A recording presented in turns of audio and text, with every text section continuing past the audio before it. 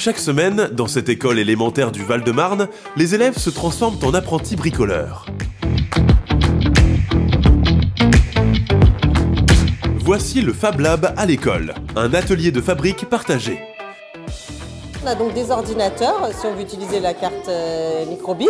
Il y a une machine à coudre, il y a une découpeuse vinyle et après il y a aussi la scie à chantourner et l'imprimante 3D. Vous pouvez tester, hein. Mais regarde, ça c'est trop fin. Vectoriser ça et après on vérifiera la mise en forme, quel type de papier. Sur son ordinateur, Jasmine, en classe de CM1, est très concentrée. Sa mission ? Réaliser une décoration de Noël. En fait, tu choisis un dessin vectorisé, tu l'enregistres, puis après tu le mets sur la découpeuse vinyle et ça va découper un petit dessin que après tu vas enlever.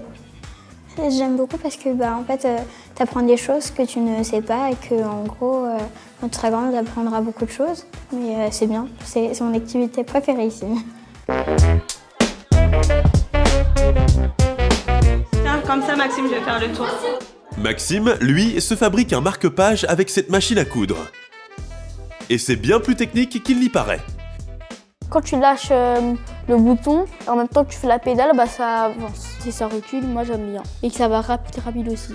Au départ, j'ai eu peur, mais maintenant j'ai plus peur. J'ai eu peur de rater, mais maintenant c'est bon. Pour accompagner sa classe, l'enseignante a été formée. Et surtout, elle a fait appel au savoir-faire de parents. Moi, ce que j'aime aussi particulièrement, c'est la relation avec les parents, qui du coup peuvent venir dans l'école, peuvent aider, s'impliquent aussi, en parlent à leurs enfants, les discussions que ça peut aussi amener à la maison, c'est ça aussi qui me plaît dans ce projet-là.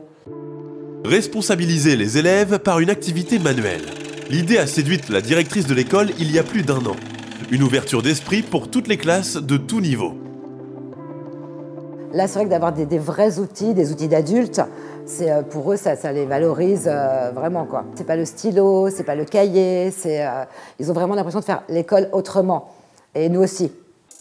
Le Fab Lab à l'école, un concept mis en place il y a 6 ans par Universcience.